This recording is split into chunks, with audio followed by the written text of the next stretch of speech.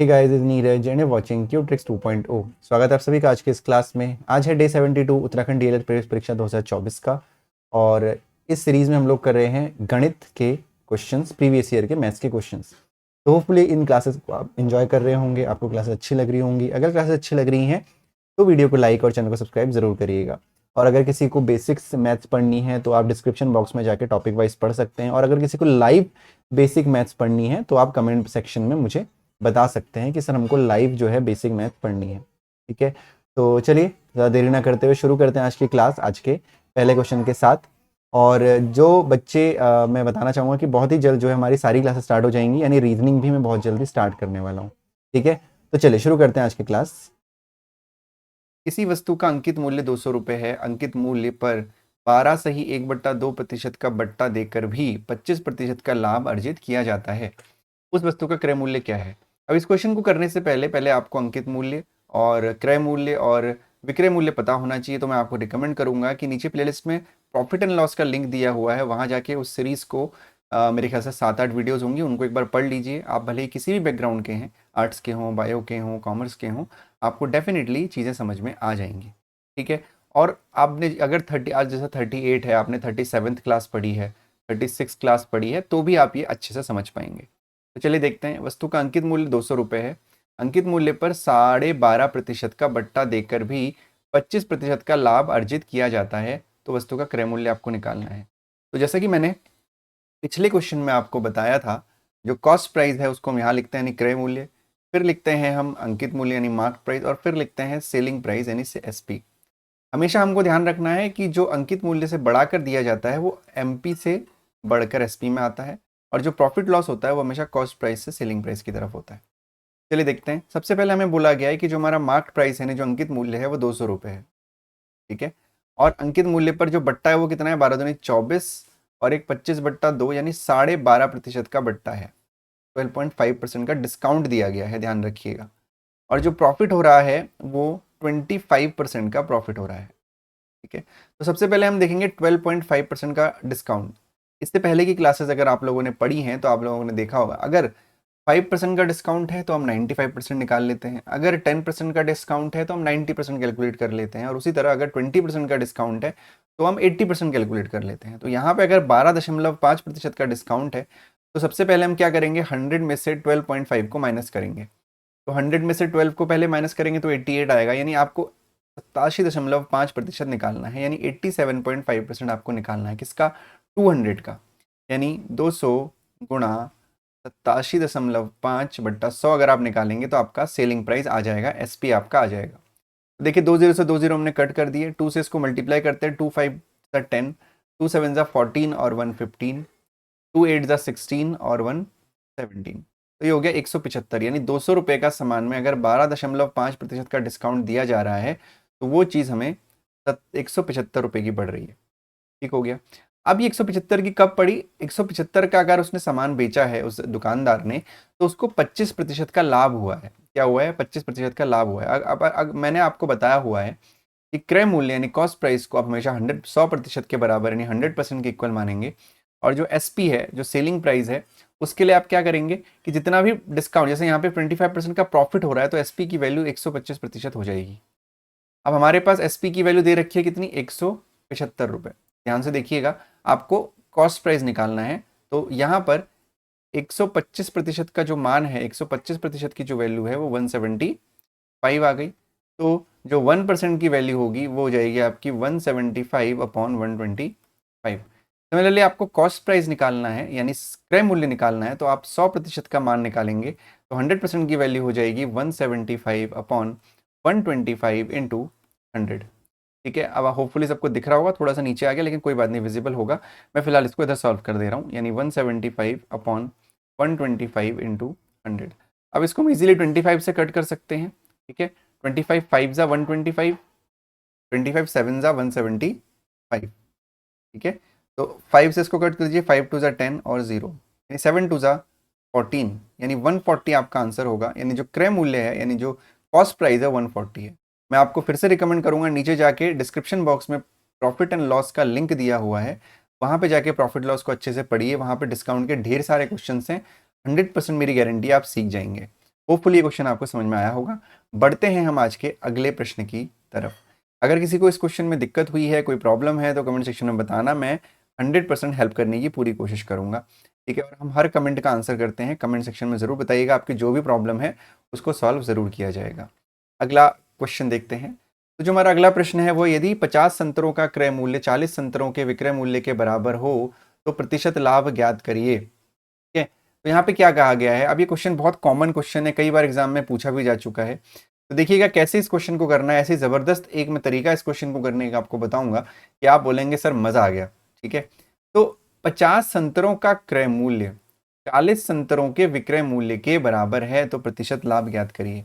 कई लोग क्या करते हैं कि 50 संतरों का क्रय मूल्य तो क्रय मूल्य 50 मान लिया, 40 संतरों का विक्रय मूल्य तो विक्रय मूल्य 40। नहीं, वो गलत तरीका है।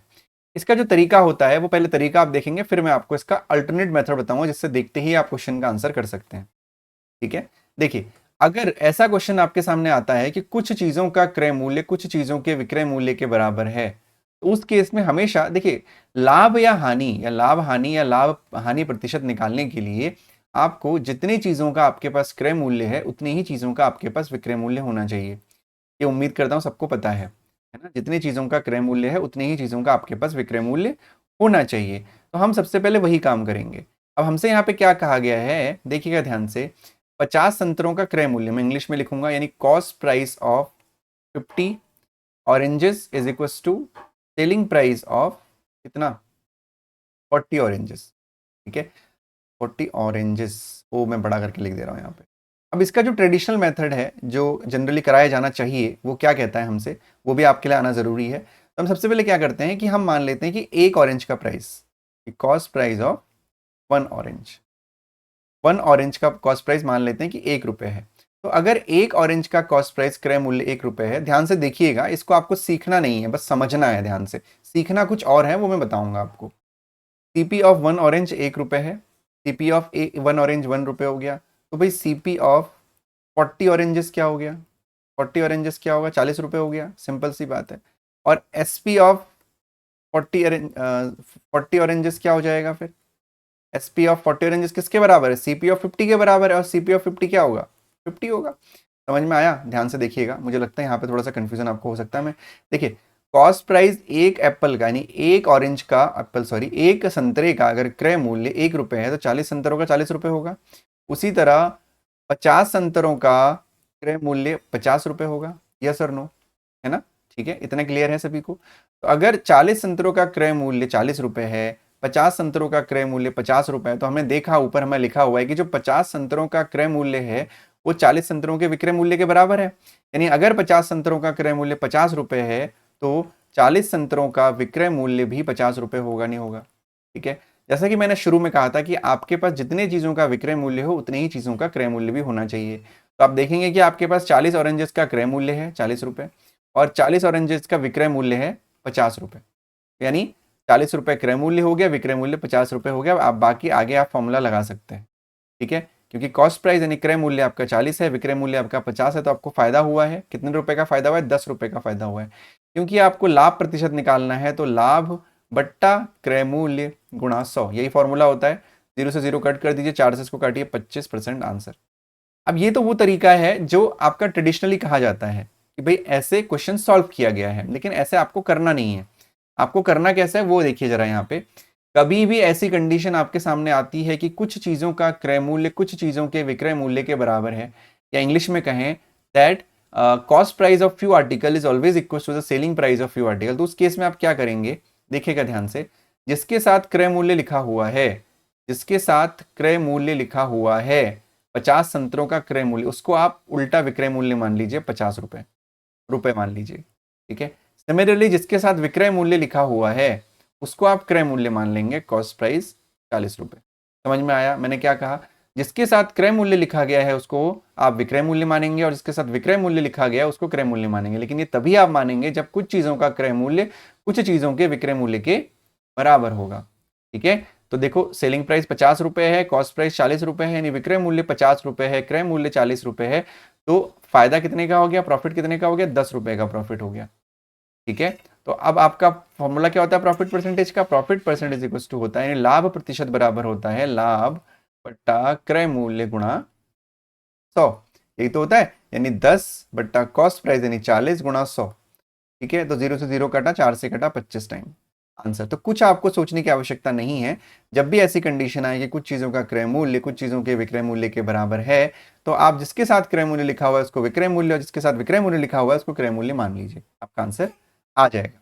ठीक है, अगला क्वेश्चन देखते हैं। अगला जो हमारा क्वेश्चन है वो है, देखो फिर से वही सेम क्वेश्चन है। यदि 12 संतरों का क्रय मूल्य 10 संतरों के विक्रय मूल्य के बराबर है तो प्रतिशत लाभ ज्ञात करें। कुछ नहीं करना, लिखने की भी आवश्यकता नहीं है। क्रय मूल्य 12 के साथ लिखा हुआ है तो जो विक्रय मूल्य है यानी एसपी है वो 12 रुपए हो जाएगा, रुपए 12 हो जाएगा। और जिसके साथ विक्रय मूल्य लिखा हुआ है वो क्रय मूल्य हो जाएगा, यानी 10 रुपए आपका क्रय मूल्य हो गया। जो फायदा हो गया, प्रॉफिट हो गया, वो 2 रुपए का हो गया। ठीक है, तो फॉर्मूला होता है profit upon cost price into 100। 0 से 0 कटा, 20% आंसर। याद है, देखो कितनी अच्छी कितना अच्छा तरीका है, आपको क्वेश्चन सॉल्व करने की आवश्यकता ही नहीं है। तो ये केस आप तभी लगाएंगे जब कुछ चीजों का क्रय मूल्य कुछ चीजों के विक्रय मूल्य के बराबर होगा। ठीक है, अगला प्रश्न देखते हैं। अगला जो हमारा प्रश्न है, यदि क्रय मूल्य और विक्रय मूल्य का अनुपात 5:6 है तो प्रतिशत लाभ क्या है।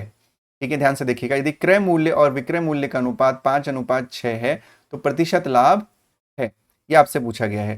तो अब यहाँ पे अनुपात दिया गया है कि भाई जो क्रय मूल्य है और विक्रय मूल्य का आपको अनुपात दिया गया है। तो सिंपल सी बात है, आप क्रय मूल्य यानी कॉस्ट प्राइस को आप 5x मान लीजिए और विक्रय मूल्य यानी सेलिंग प्राइस को आप 6x मान लीजिए। आप x नहीं भी मानेंगे तब भी चलेगा।